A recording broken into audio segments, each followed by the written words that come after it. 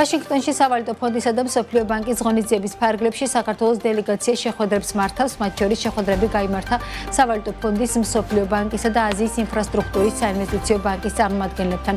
როგორც BMG-თან ფინანსთა მინისტრმა განაცხადა, საგაზაფხულო შეხვედრების ფორმატს ასევე იყენებენ ინვესტორებთან შესახვედრად, მათ ლარის სახაზინო ობლიგაციების დიდი ემისიის გეგმებსაც აცნობენ. ლაშა ხუციშვილს ესაუბრა ჩვენი ჟურნალისტი ნუცა შუბაშვილი, რომელიც ვაშინგტონში მუშაობს. ნუცა, მოგესალმები. საინტერესო რა საკითხებზე გააკეთა ლაშა ხუციშვილმა, შენთან კომენტარები გაგვიზიარე.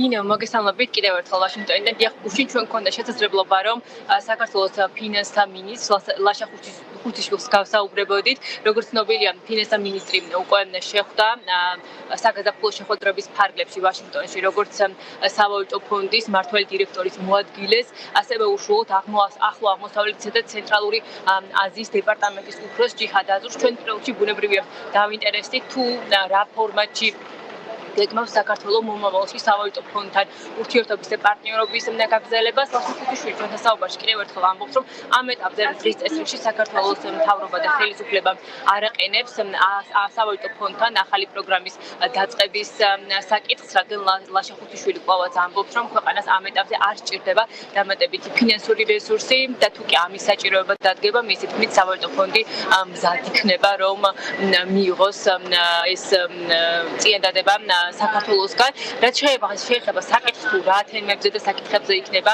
სამომავლოდ ურთიერთობა საქართველოსა და სავალუტო ფონდს შორის, ლაშა ხუციშვილი ჩვენთან საუბარში ამბობს, რომ ერთ-ერთი მთავარი რეფორმა და მიმართულება ეს იქნება სახელმწიფო საწარმოების რეფორმა. იგი ამბობს, რომ განახლებული პარამეტრები და მიმართულებები უკვე შეთანხმებულია ფონდთან და მისი შეფასებით და თქმით 100%-იანი თანხმოედრა არსებობს რეფორმასთან მიმართებაში ფონდსა და საქართველოს ხელისუფლებას შორის. საქართველოს ამ ეტაპზე არ საჭიროებს ფინანსურ დახმარებას, ანუ დამატებით ფინანსების მოძიებას უშუალოდ საერთაშორისო სავალუტო ფონდისგან. შესაბამისად, ამ ეტაპზე ჩვენ არ აგვაქვს პროგრამის დაწყებასთან მიმართებაში საუბარი. იმ შემთხვევაში, თუ დადგება დღის წესრიგში დამატებითი ფულადი სახსრების მოძიების საჭიროება, მხოლოდ ამ შემთხვევაში შეიძლება იქნას განახლდეს საუბარი რეფორმასთან პროგრამასთან მიმართებაში. გარდა ამისა, ჩვენ გვაქვს ასე ვთქვათ ტექნიკური დახმარების მისიები, რომლის მიხედვითაც ჩვენ შესაძლებლობა გვაქვს, რომ მივიღოთ ის ექსპერტიზა გარკვეული რეფორმებთან მიმართებაში, რომლის საჭიროებაც ქვეყანას გააჩნია. ამ შემთხვევაში ერთ-ერთი ძირითადი მიმართულება და მნიშვნელოვანი რეფორმა არის სახელმწიფო საწარმოების რეფორმა, სადაც ჩვენ უკვე მივიღეთ საბოლოო ანგარიში საერთაშორისო სავალუტო ფონდისგან, რომელიც ასე ვთქვათ შეცვლილია და საბოლოო სახით არის ჩვენი შენიშვნების და კომენტარების გათვალისწინებით, რომელიც უკვე ჩვენთვის ასე ვთქვათ სრულიად მისაღებია და ჩვენ შეგვიძლია ვთქვათ, რომ ამ რეფორმის ნაწილში ჩვენ გვაქვს სრული 100%-იანი თანხმობა საერთაშორისო სავალუტო ფონდთან.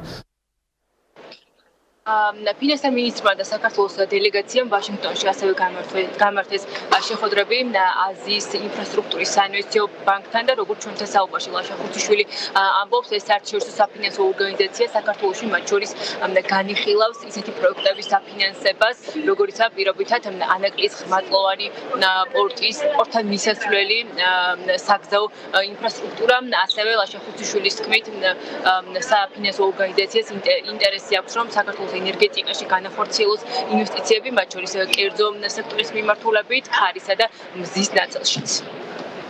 აზიის ინფრასტრუქტურის საინვესტიციო ბანკი ძალიან აქტიურად არის ჩართული საქართველოში პროექტების განხორციელების მიმართულებით. მათ გამოთქვეს ეს ვთქვათ სურვილი და მზადყოფნა, რომ გააფართოონ საინვესტიციო პორტფელი საქართველოში. ჩვენ საუბარი გქონდა იმ პრიორიტეტულ მიმართულებაზე, რაზეც ესე ვთქვათ ორივე მხარის მხრიდან არის ინტერესი გამოთქმული. ეს არის შუადერეფნის ინფრასტრუქტურა, როგორც საგზაო ინფრასტრუქტურა, ასევე სხვადასხვა ტიპის ინფრასტრუქტურა, ასევე რკინიგზის ინფრასტრუქტურა, ასევე საჰაერო ინფრასტრუქტურა და ასევე საზღვაო მიმართულებით არსებული ინფრასტრუქტურა, რომელიც მოიცავს როგორც გზებს, ასევე რკინიგზის დაკავშირებადობას სხვადასხვა საპორტო ინფრასტრუქტურასთან. მათ აქვთ ინტერესი, რომ დაფინანსება განახორციელონ კერძო სექტორთან ერთად ენერგეტიკაში. ეს არის ძირითადად ენერგეტიკული ობიექტები, როგორც ჰიდრო, ასევე მზის და ქარის ენერგია და ამ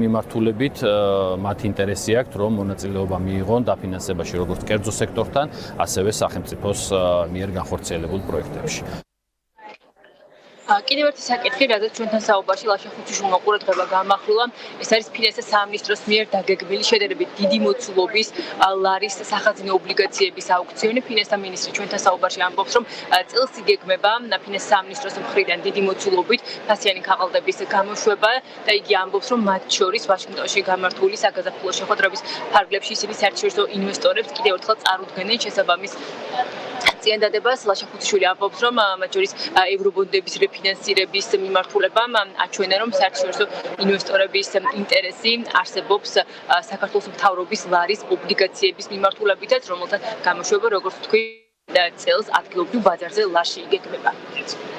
ჩვენ ამ საგაზაფხულო შეხვედრასაც გამოვიყენეთ, ბუნებრივია იმისთვის, რომ ინვესტორებს გავაცნოთ ჩვენი საომავლო გეგმები, რომელიც მოიცავს ასევე, რომ ჩვენ გქონდეს უფრო დიდი აუქციონი ლარში, სადაც ვხედავთ, რომ ინტერესი არის საკმაოდ მაღალი, არა მხოლოდ ინტერესი, არამედ ყოველდღიურად, ყოველკვირეულად, როდესაც ხდება სახაზინო ობლიგაციების გამოშვება ადგილობრივ ბაზარზე, ჩვენ უკვე ვხედავთ საერთაშორისო კომპანიების მონაწილეობას ქართულ ფასიანი ქაღალდების ბაზარზე. რაც შეეხება დროს და მოცულობას, ეს არის ის, ესე ვთქვათ, ფაქტორები, რომელიც უნდა დადგინდეს უკვე roadshow-ების შემდეგ, ინტერესის და ესე ვთქვათ, საერთაშორისო კომპანიების ჩართულობის, ესე ვთქვათ, გაზომვის შემდეგ, ეს იქნება იმ მოცულობით და იმ ფარგლებში, რაზეც იქნება, ესე ვთქვათ, მოთხოვნა ქართულ ფასიან ქაღალდებზე. აქ გეტყვით, რომ ხვალ არის დაგეგმილი ახლო აღმოსავლეთისა და ცენტრალური აზიის რეგიონის ეკონომიკასთან დაკავშირებით IMF-ის განახლებული პროგნოზების წარდგენა, ბრიფინგს წარუძღვება შესაბამისი დეპარტამენტის უფროსი ჯიჰადაზური. ჩვენ გვექნება შესაძლებლობა, რომ მას კითხვები დავუსვათ საქართველოსთან მიმართებაში, ამიტომ ამ თემებზე და უფრო მეტ დეტალს უშუალოდ ამ ანგარიშთან დაკავშირებით ჩვენს მაყურებელს მომდევნო გამოშვებებში, უკვე მომდევნო დღეებში გავაცნობთ. მადლობა ნოცა, ვაშინგტონიდან ნოცა შუბიშვილი საუბრობდა.